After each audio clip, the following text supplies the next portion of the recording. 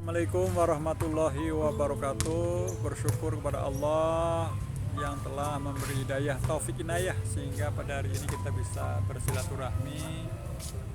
Salam dan sholawat kita sanjungkan kepada Nabi besar Muhammad Sallallahu Alaihi Wasallam. Itulah pemimpin kita yang wajib kita tiru dan kita contoh. Mudah-mudahan di hari akhir kita mendapatkan syafaatnya. Amin ya Allah rabbal alamin. Kita akan bahas surat Al-Maidah. Kita harus sering membaca surat Al-Maidah ini karena maknanya begitu mendalam dan fungsinya begitu banyak untuk si pembaca tersebut. Maka harus rajin-rajin membaca surat Al-Maidah. Kita akan membahas surat Al-Maidah. Surat Al-Maidah terdiri dari 120 ayat, termasuk golongan surat Madaniyah. Sekalipun ada ayatnya yang turun di Mekah, namun ayat ini diturunkan sesudah Nabi besar Muhammad Sallallahu Alaihi Wasallam hijrah ke Madinah, yaitu di waktu Haji Wada. Surat ini dinamakan Al-Maidah atau hidangan karena memuat kisah pengikut setia Nabi Isa alaihissalam, meminta kepada Nabi Isa alaihissalam agar Allah menurunkan untuk mereka Al-Maidah atau hidangan makanan dari langit di ayat ke-112, dan dinamakan dengan Al-Uqud, perjanjian, karena kata itu terdapat pada ayat pertama surat ini, di mana Allah menyuruh agar hamba-hambanya memenuhi janji prasetia terhadap Allah dan perjanjian-perjanjian yang mereka buat sesamanya.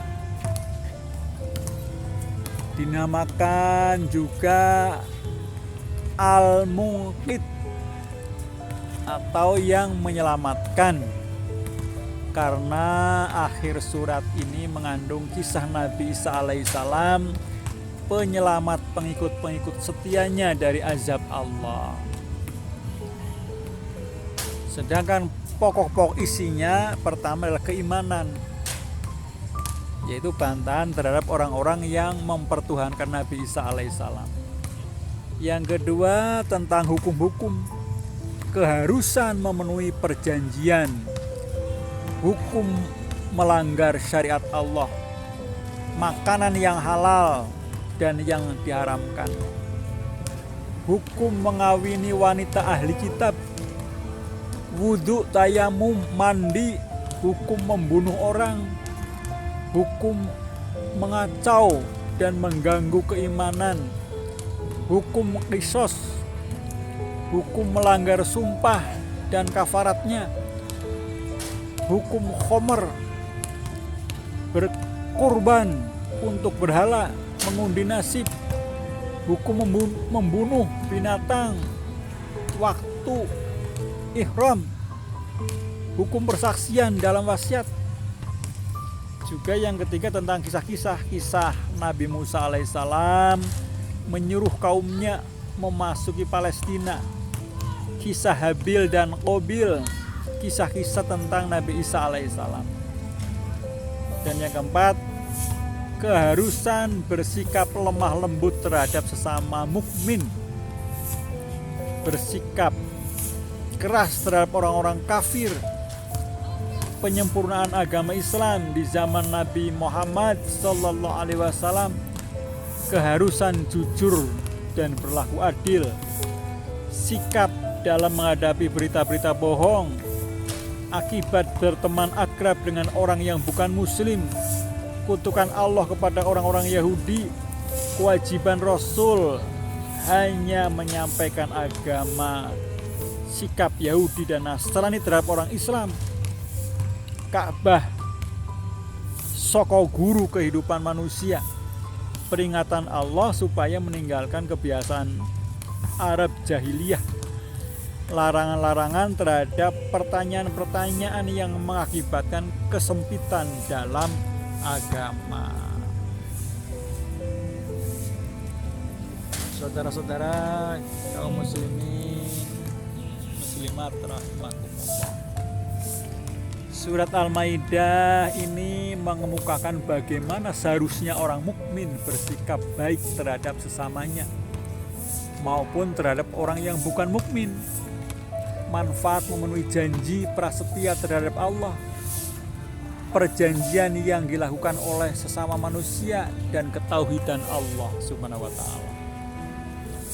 Lalu ada hubungan antara surat Al-Maidah dengan surat Al-An'am? Tentu saja ada. Surat Al-Maidah mengemukakan hujah terhadap ahli kitab, sedangkan surat Al-An'am mengemukakan hujah terhadap kaum musyrikin.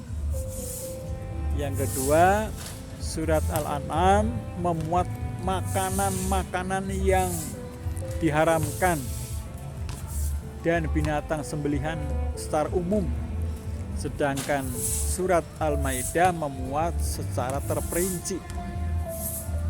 Dan yang ketiga, akhir surat Al-Maidah mengemukakan bahwa Allah menguasai langit dan bumi, memberi balasan terhadap perbuatan-perbuatan manusia selama di dunia. Sedangkan permulaan surat Al-An'am mengutarakan bahwa segala puji hanya untuk Allah, pencipta langit dan bumi dan sumber kebahagiaan manusia.